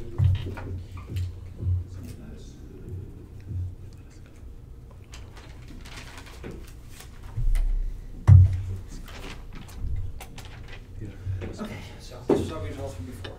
Sorry, can you repeat what your suggestion would be? So instead of multiplying by lambda with the 0, we just multiply the whole equation by lambda 1 and just make the same kind of reflection we had for the first one. And this time, so take this one. It's not a multiplication. It's yeah, a product. apply, Yes, yeah, okay. apply. But which one do you want to apply? So this one instead of the 0 one, that we the sigma. Not this one. Not this one. Try this one. Yeah.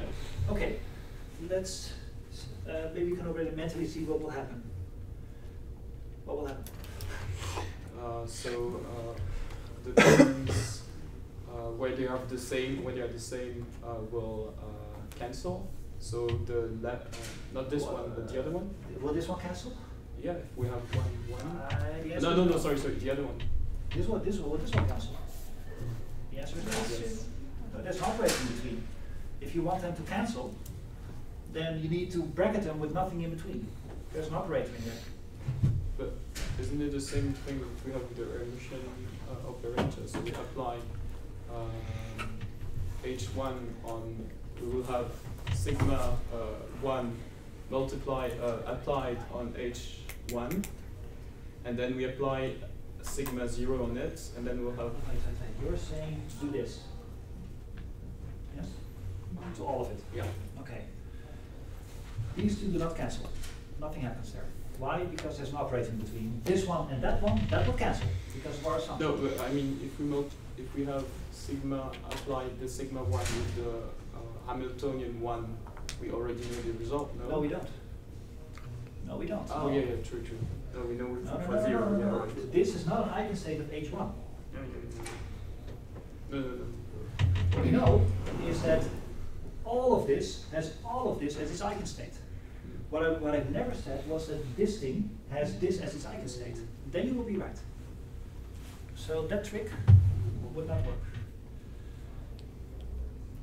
Now, this one takes a little bit of thinking. There's this one secret ingredient that you have to have a little bit of divine inspiration for. Yes?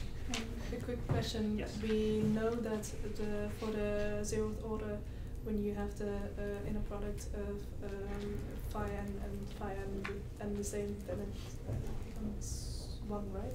Yes. Is that also true for the first order? Or you can make them work that way, yes. There's this procedure that allows you to have any set orthonormal to each other. It's called Gram-Schmidt procedure that you might have heard from linear algebra. You can make that work, yes. Now, let me just give you the divine inspiration. You can do the following. We can use this trick. You can write it down for nothing.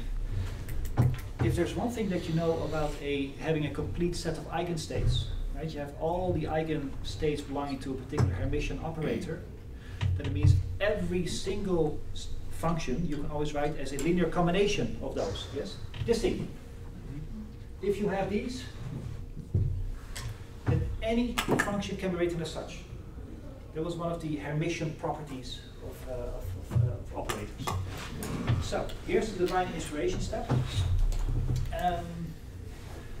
It also means that this unknown, this one, can be written as a linear combination of the known ones. If you can write any state function as a linear combination of eigenfunctions of a Hermitian operator, then it means you can do the same trick to this one.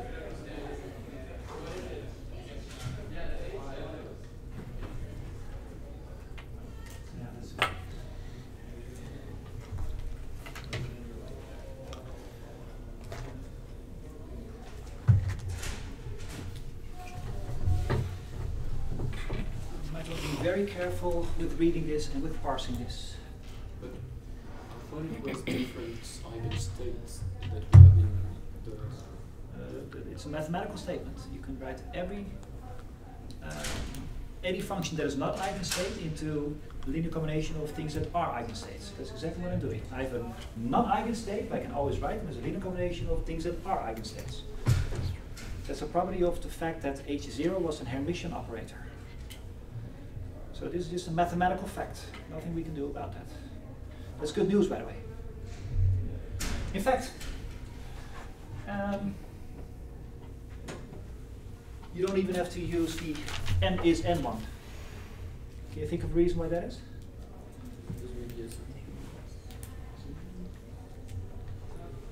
Right, we agree with this, yes. That's just this statement. But now I'm saying, you know what? You don't even have to take the n1 into account. Any reason you can think of? Did we say that by assumption they are orthogonal or something like that? That's this one.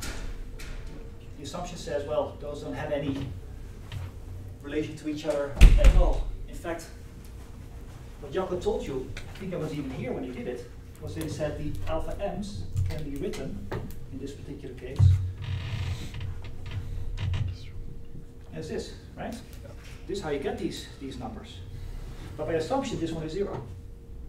So that means you might as well not take it into the summation. You're adding 1 0 to it. Might as well leave it out. What I don't get, if they are orthogonal, how can I express one in terms of the other one? This is the same question you asked before, but it's really the same answer, Vladimir. You can write any state function as a linear combination, any non-eigenfunction as a linear combination of eigenfunctions. And why is that true? Then you have to go back to the mathematical foundation of quantum mechanics. If your operator is Hermitian, this one, then that's a simple effect. Quickly to get back to the alpha m is equal to the top one. How did we get it? The m not equal n? No, the one to the right. This one. Is it okay if I write it down in a moment? Jocko did it last week. I was there when he did it. I'm happy to write it down for you, but for now I would like to continue. Yes. Yeah. But it's there. I can tell you what it is. By the way, we're not going to need this in any case anyway. It's just for completeness for people who recognize this from last week. But if you want to see why this is true, I will show you.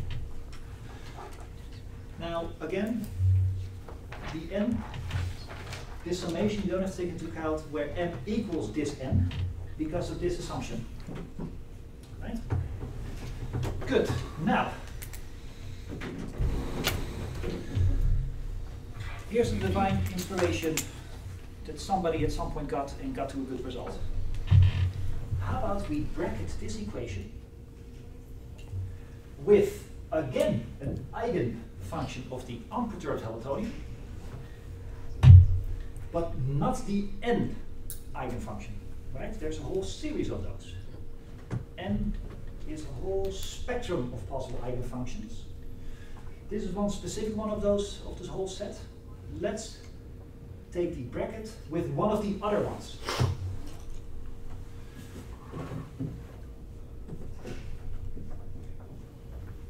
I'm going to bracket all of this with, I'm going to call it P.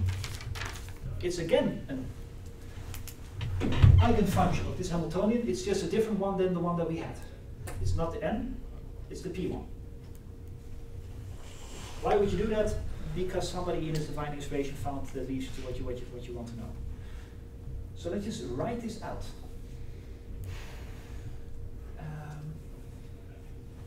So I'm going to put these 5 p's here. There's the h, 0, and over here I'm going to use this expansion that we just concluded is allowed.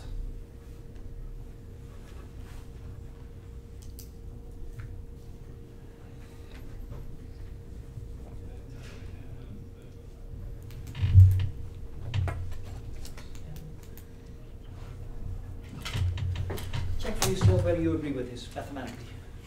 I did 2 things, yes? I took this first term and bracketed it with one of the other eigenfunctions of the Hamiltonian.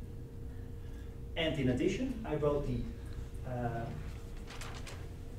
and here's where I'm making a stupid mistake. I copy-pasted wrong. It's 1. Yeah, this is h1 on 0. There we go. Are we good now? Yeah?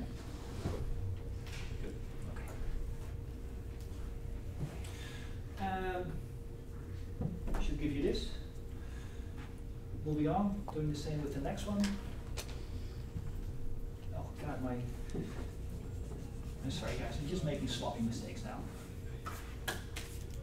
Going to start over. I'm sorry, I just made 2 mistakes and going to start over.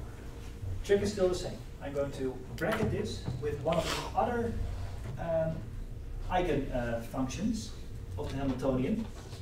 Not the n ones, but the p ones. Yes? That's one thing that I do. And secondly, I'm going to write the perturbed eigenstate as a linear combination of the unperturbed ones. Okay? Now check me when I'm doing this, because obviously I'm making mistakes now. This one will become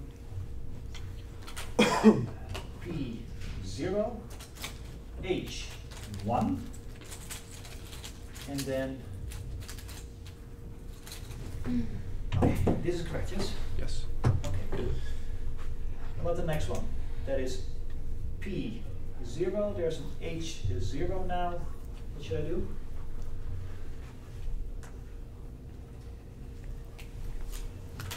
We're here now. Put this one there, put that one there. Let's do this. Yes, that's this expansion, yes. So I'm going to put this whole thing over there.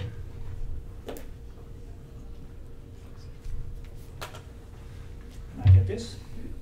Oh, and there's an alpha M here. Agree so far? Equals the other side. E and 1. You get this funny thing here. I have to bracket it. P 0 and 0 plus E1 0.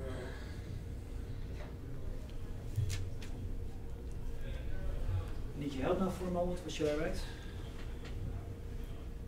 In the last term now? The expansion. Do the expansion.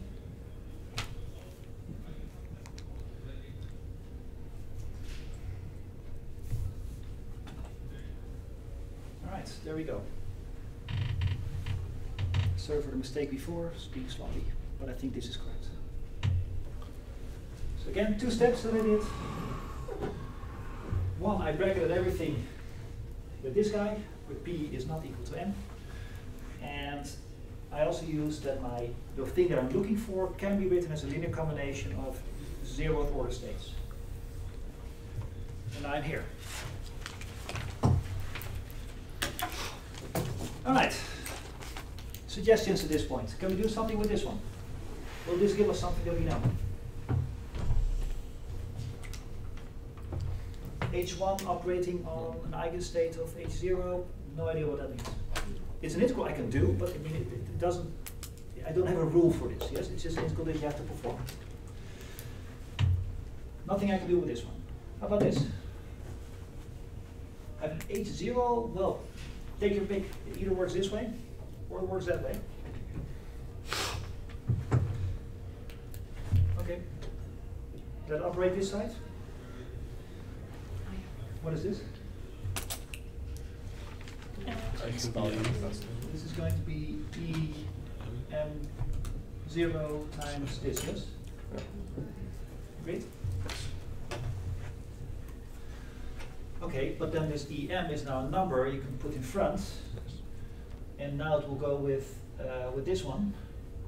So ultimately, still this term here, I will get m not equal to n. P 0 m 0 alpha m 0. What's this?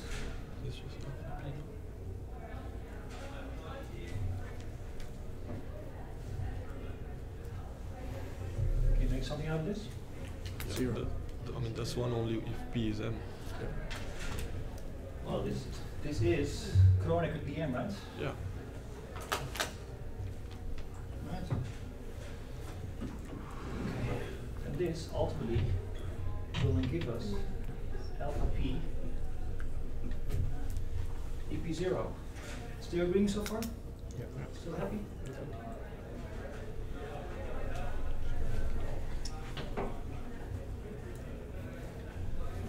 I think that's correct. I think we're in good shape here.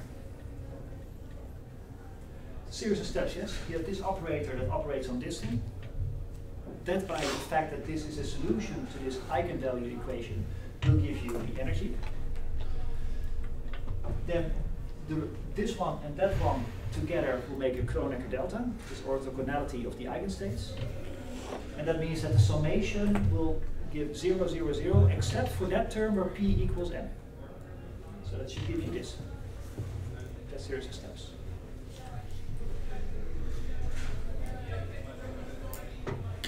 How about this?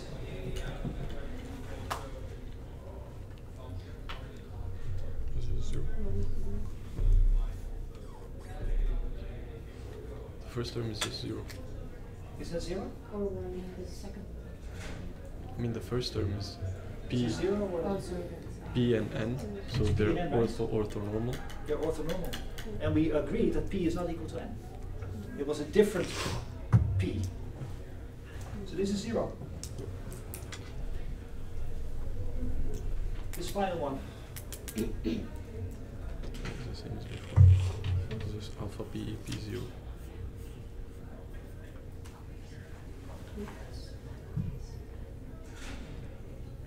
I have the impression that I made a mistake, but let me check.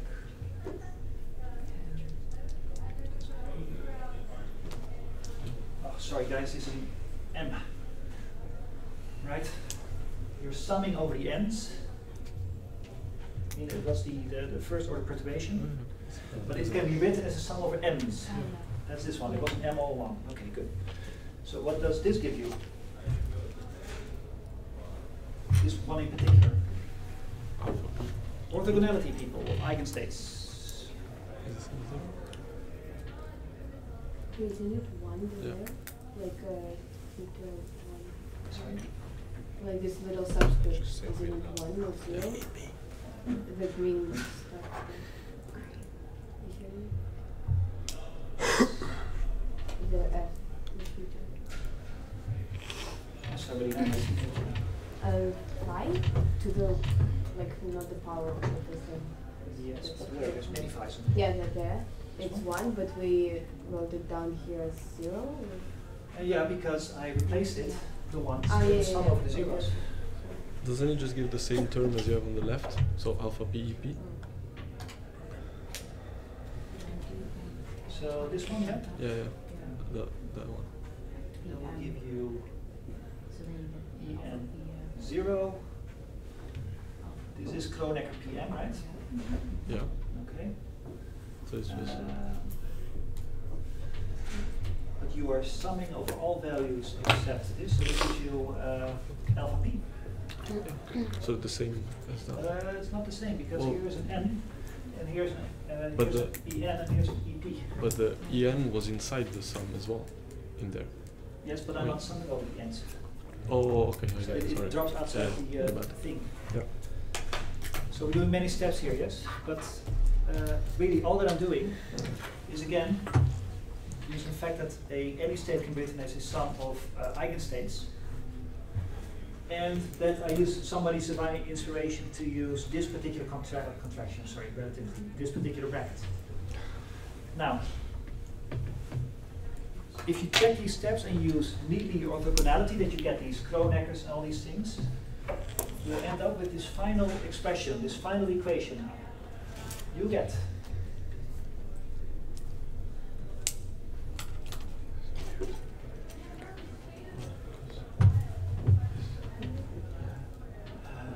plus alpha p BP0 equals En0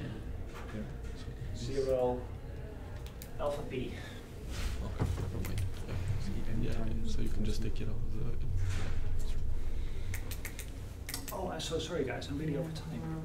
I know. I'm very close. So would you mind if we just, let's call these Jacob minutes and insert time is relative joke somewhere here. No, we're very close. Because look, guys, this is what you ultimately end up with. And if you look at it closely, it tells you that you have an expression for alpha p now. You see that? In fact, alpha p is now given this.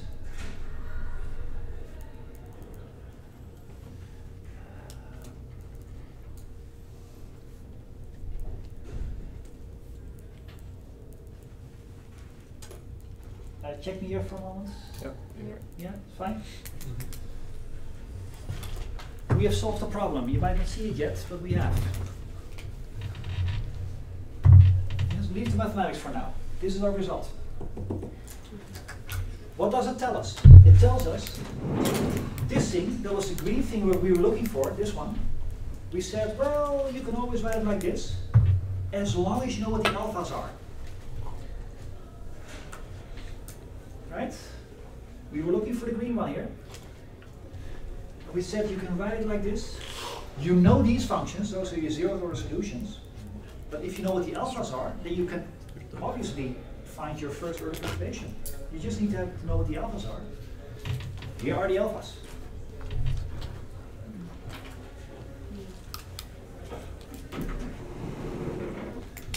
Let me write down that final solution. Tutorial, we're going to apply this to the helium atom. Remember, this was the solution to our red problem. Here's the solution to our green problem. The first order perturbation, this one, how the state functions have changed due to the presence of another electron, is given by this summation.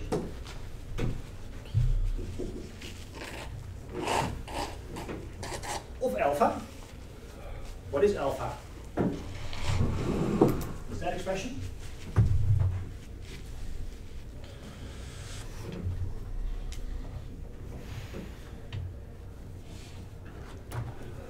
It's M. But now it's alpha M, right? No, it's an N, yes, thank you. Divided by the difference in the energies. Oh, so this is this one alpha here, and then you still have to multiply it, of course, by this one. All of this multiplied by this is the solution to our green problem. It looks complicated, but once you know these, you've solved your zeroth order, you know all of these and their energies. It's just a matter of putting it in here and summing. Yeah? This is what I promised you at the beginning. You can write approximate solutions using known solutions. The solution to our red problem, this one, and the solution to our green problem, this one, you can both find just putting it into these formulas if you know what the zeroth order solutions were. Seeing this? That's great. If you have solved your zeroth order solution problem, put it into these two equations, and you get your higher order ones. Isn't EM there? Yeah, because that's alpha P, and you copied it instead of alpha M. Yes. I'm super happy that if we're 15 minutes over, people are still sharp enough to pick out my mistakes. You're right, I copy pasted it, and here it was P, there it was N. Is an EP also? Then this is also an N as you. Yeah? Everybody good now? Yeah. Good. What can you tell? There's a strange difference in energies there. That's a little bit weird. He gave us a big win. Remember that this is a probability, yes? This is your alpha, and your alpha tells you what the probability is.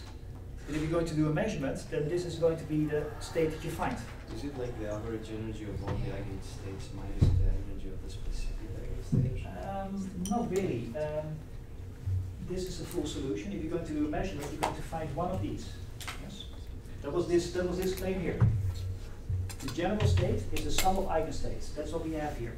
You also know that the coefficient in front tells you what the probability is. That if you do the measurement on this state, that you'll find this particular eigenstate.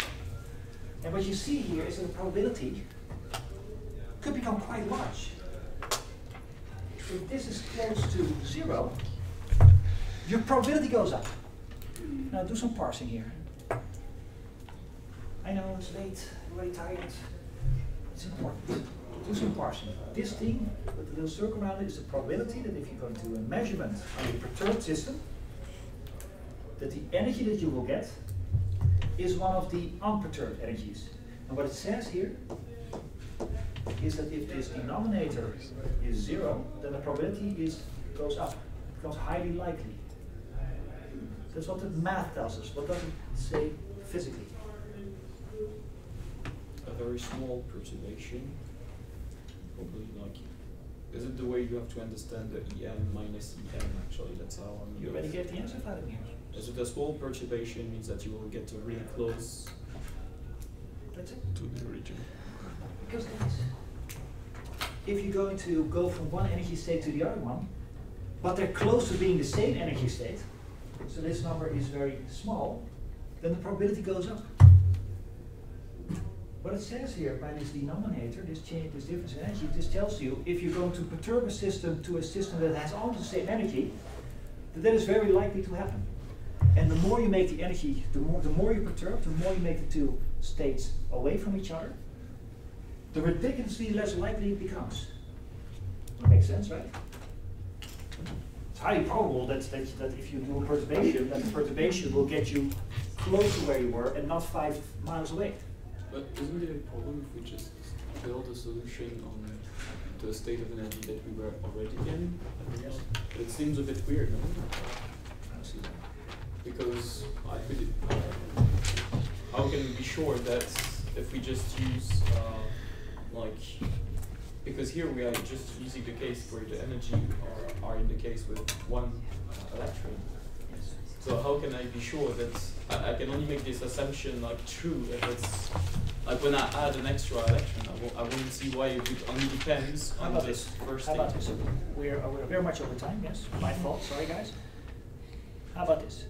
In the tutorial, I have an exercise. We're going to apply this formula. Check your insight on applying this formula, yes? That's our cue, I think. We're being kicked out. Okay. That's it. This is the main message. You can do this. In the tutorial, we're going to apply this to the actual helium atom, neutral helium atom. See what comes out.